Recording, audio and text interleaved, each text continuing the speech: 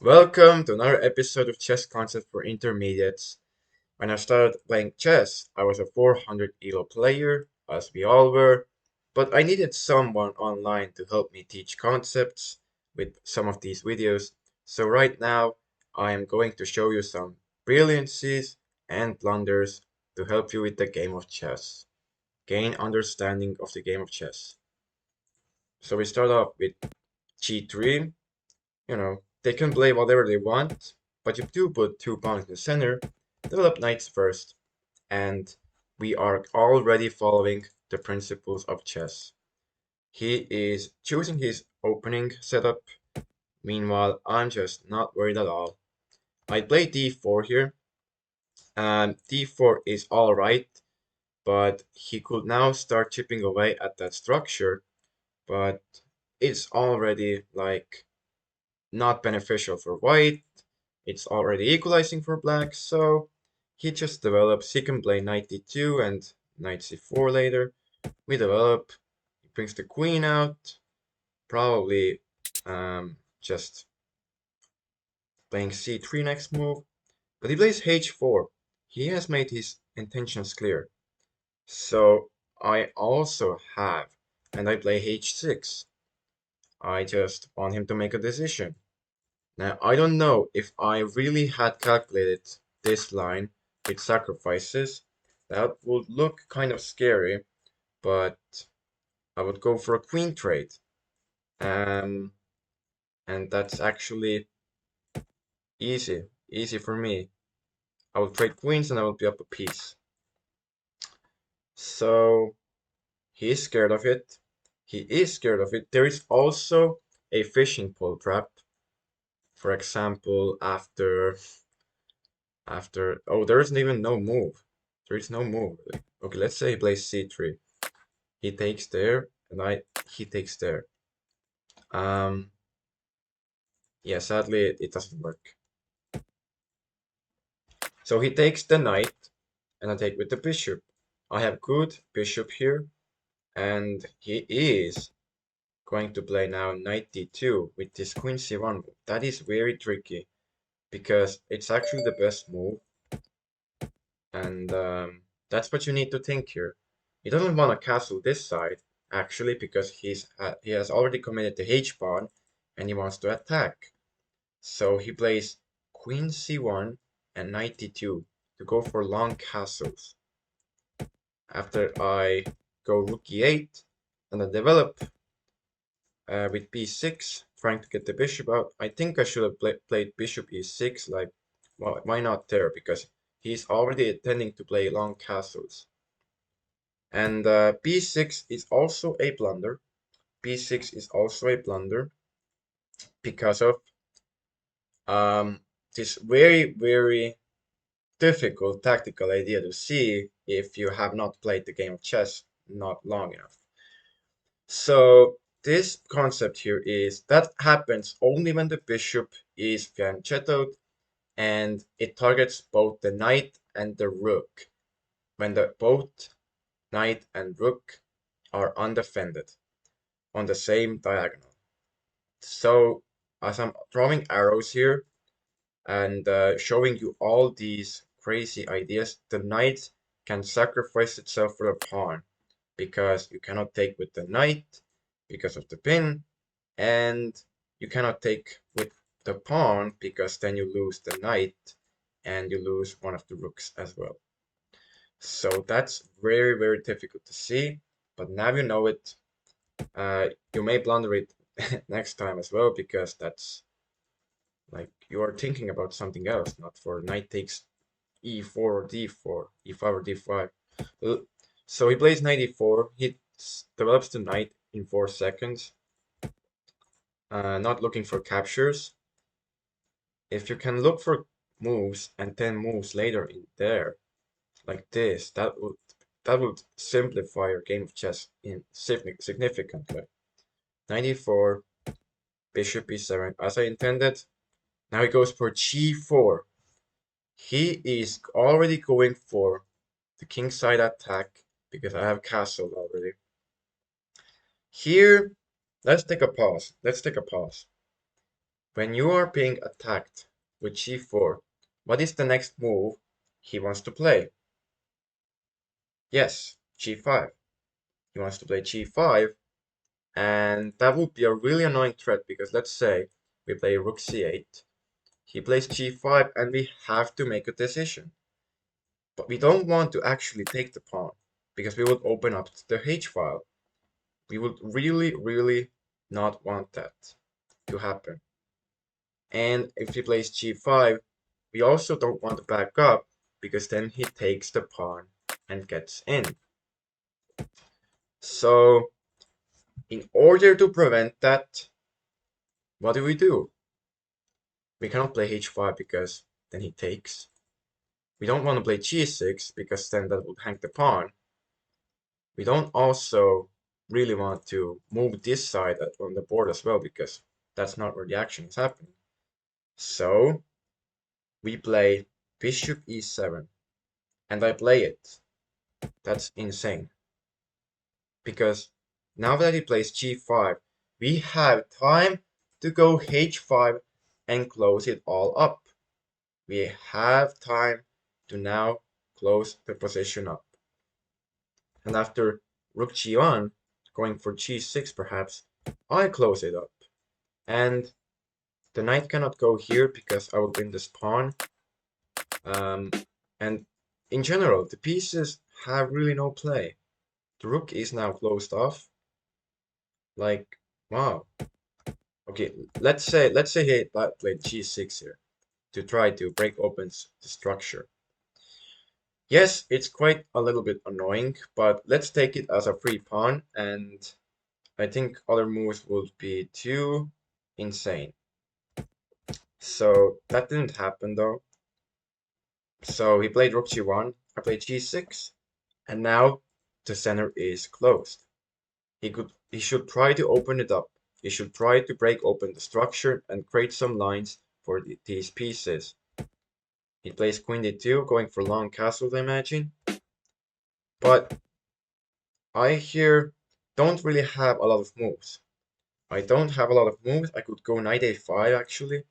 I could try to take space here. Actually, yes. If you don't really have moves, you don't have really moves with the knight. This knight there would be passive.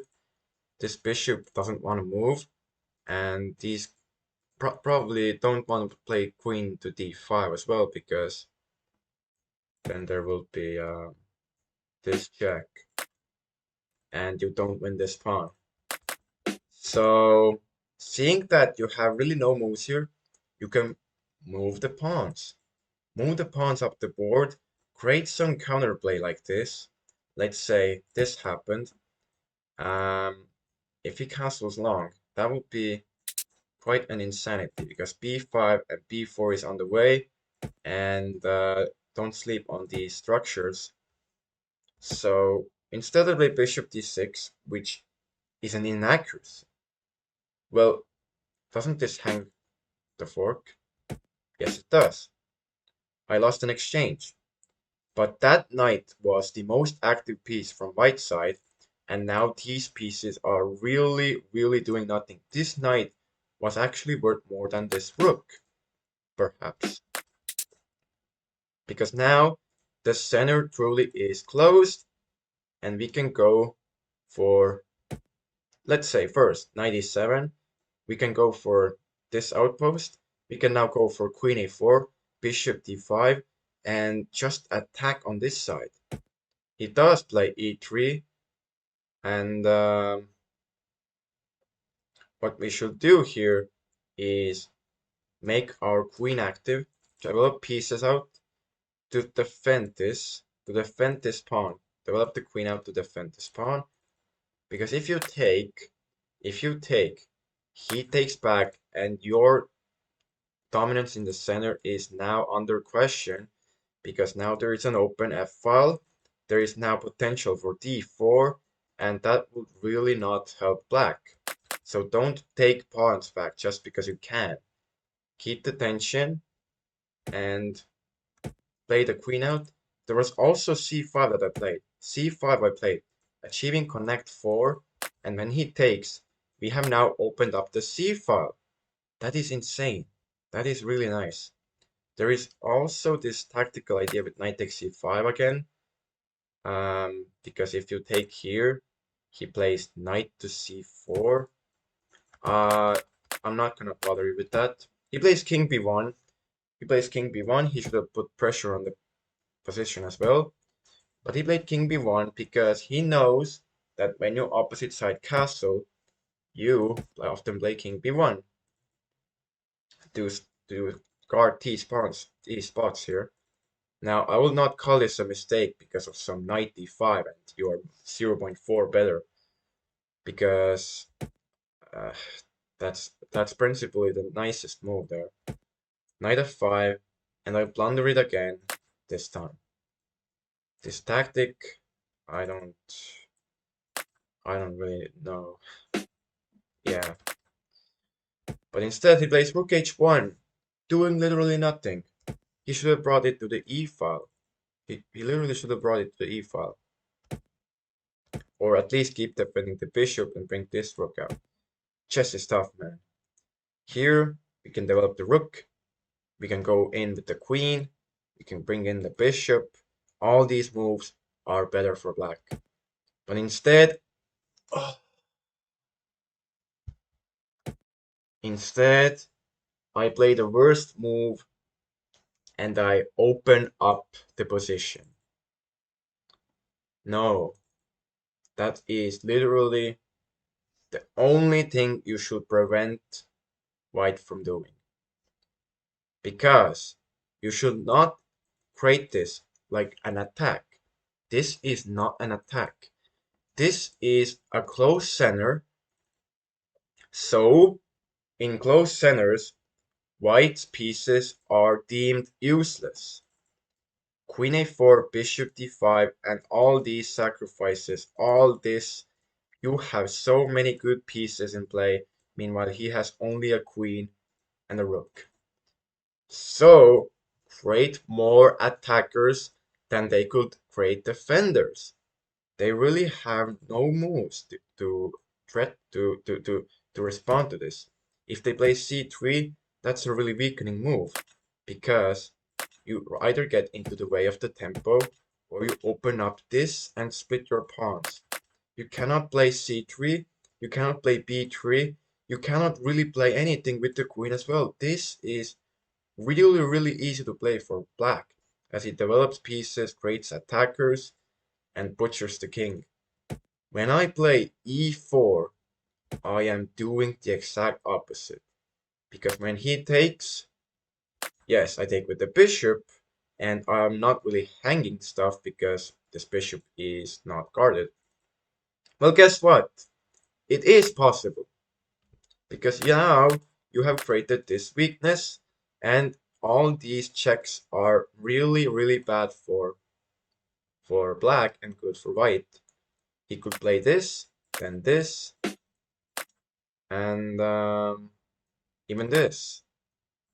Because, oops, because they have now opened up your king. Anyway, yes, you should keep the center closed. Right here, I also get into the pin. And yes, I did see queen c6, but okay, rook h3. There is knight takes d4, but even after rook h3, I perhaps put pressure on this. He plays the only move knight takes d4, and I allowed white's pieces to get really, really active. Look at all these pieces. All of them are now very active, which is not what we should have allowed. And we immediately go wrong as we lose the bishop, we lose the entire queen with check, and yeah, this is now the exact opposite that should have happened. That's really tough. The entire concept, the entire concept of keeping the position closed and looking at white's activity here. It's just the whole understanding of chess, looking at the opponent's activity and keeping your position advantageous. So that's really it. Let's look at this game again from the beginning. We put 2 pawns in the center, 2 knights. We created this little bit of a closed center that they never attacked. Then we asked questions. Then we developed pieces. Had a little bit of a pine spot, both of us. A really tough tactic to see. G4 going for an attack and responding perfectly. Responding perfectly. Keeping the attack closed. And now we can go for an attack with a5, b5. But we accidentally gave up the rook for the best knight. And we immediately did very right here as we opened up the c file, and all we could do here is go for an attack. But we played fundamentally the worst move, and we got into a pin. We opened up all of their pieces, and we lost literally everything. We lost everything.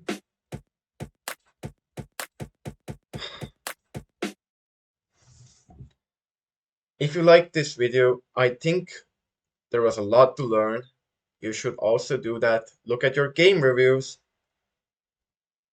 Take out most important points in that game and keep them in your head, memorize them. So thank you for watching this. You're a legend, and we'll see you in the next one.